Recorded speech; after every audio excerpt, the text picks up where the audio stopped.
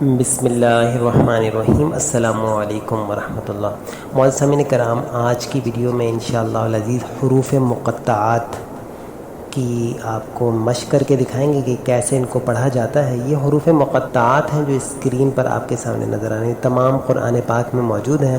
قرآن پاک کی مختلف صورتوں کا آغاز ان الفاظ سے ہوتا ہے، اور ان الفاظ کی خاص بات یہ ہے کہ ان الفاظ کے معنی تمام مفسرین نے متفق ہیں اس بات پہ کہ ان الفاظ کے معنی اللہ کو اور اللہ کے رسول کو معلوم ہے۔ ان الفاظ کو ادا کیسے کیا جاتا ہے آج کی ویڈیو میں یہ بتائیں گے آپ کو۔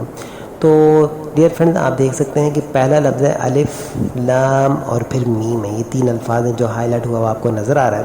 اب الف کے اوپر کچھ بھی نہیں ہے، نہ کھڑا زیر ہے، زبر ہے، کچھ بھی نہیں ہے، تو الف نارمل ہے، تو اس کو پڑھیں گے الف۔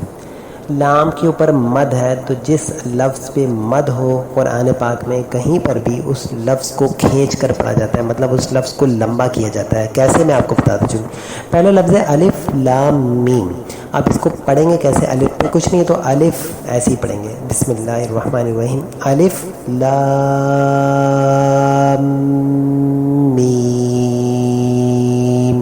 لام اور میم پر مد ہے تو اس وجہ سے اس کو ہم نے کھینچا، الف لام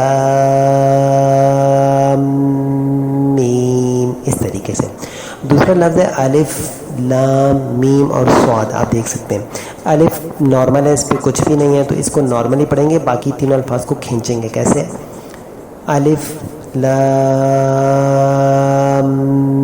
میم صاد، اس طریقے سے ان کو ادا کیا جاتا ہے قرآن پاک کی تلاوت کے دوران۔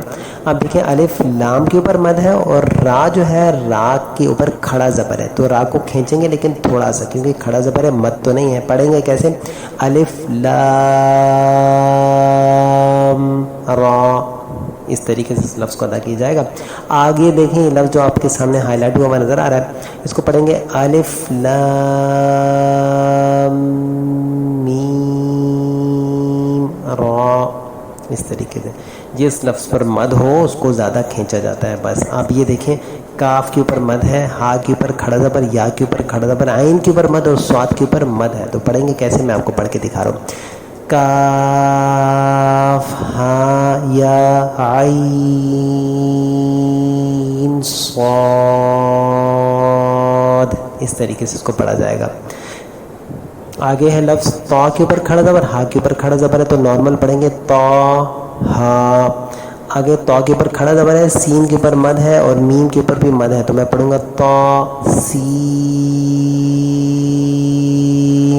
میم۔